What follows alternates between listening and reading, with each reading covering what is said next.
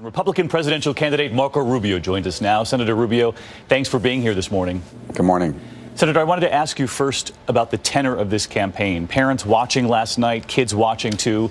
You and Donald Trump have traded personal insults in recent days, and Trump responding last night to your comments about the size of his hands. And without going any further, this is a morning show. You have young children. Do you regret where this has gone? Look, I regret the way the campaign has become, absolutely, because Donald Trump for the last year has made it one of the most vulgar spectacles in American political history. He has offended personally every single person running for president. He's offended journalists. He's offended the disabled. He's offended women. So I would love for all that to stop. But do you regret engaging on that level? I'd rather talk about public policy. Look, I think sometimes when someone is as offensive as he is repeatedly, he needs to get a taste of his own medicine. And let's be clear, nothing I have ever said comes anything close to what Donald Trump says regularly on a daily and routine basis. Well, let me turn to some of the issues that you brought up last night. Both you and Senator Cruz went after Mr. Trump, raising concerns about Trump University, among other things. You said he's making promises he has no intention of keeping. He's trying to con people into giving them their vote. He's trying to con the American voter? Absolutely. And he's done this in his business career. What he's done throughout his business career is he says, look, I'm this very successful businessman. I know how to get this and that done, and I can do it for you. Sign up with my brand or sign up with my thing. Well, that's what he's doing now, except instead of money, he's asking for people's votes.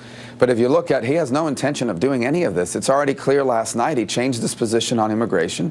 He changed at least on one key aspect of immigration. He has no answers on health care. We saw that last week. He had no serious response to foreign policy other than to attack me personally, but with name calling. There is not a single issue that he has ever given a thoughtful, serious answer on, and he's asking to become the president of the United States. Senator, you know, I think that's evidence of someone. You know, there's been a lot of talk about this Republican revolt from members of the Republican establishment. Mitt Romney now leading the charge. Romney saying if Republicans choose Trump as our nominee, the prospects for a safe and prosperous future are greatly diminished. A safe future diminished. Do you agree with that? Well, first, I would say it's not the Republican establishment alone. There are plenty of constitutional conservatives, people that believe strongly in the conservative principles, who understand Donald Trump is not a conservative, and his nomination could very well signal the end of the modern conservative movement as we know it. In terms of danger, yeah, the world is a very dangerous place. And some of the rhetoric that Donald Trump has and some of the policies, to the extent he's even outlined a little bit out, are reckless and dangerous. But if you think he's going to make America less safe, you think he's conning the American voter, you did say last night that you would support Donald Trump if he's the nominee. How do you square the two?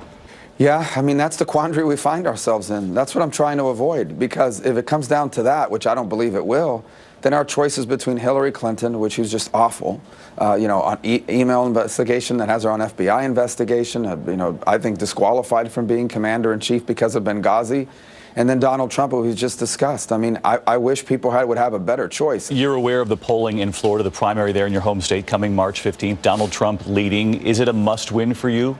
We're going to win Florida, and polling, I mean, I don't believe that. I know that poll's not accurate. I know for a fact. That said, we were down 20 points in Virginia and almost basically beat them. Would have had there been less people on the ballot. We closed very strong. But is it a must-win, Senator? It'll be a tough and close race. No, I've never categorized any state as must-win, but we're going to win Florida, and I'm very confident of that. All right, Senator Rubio, we can hear your voice a little hoarse this morning. We hope you feel better. Thank you.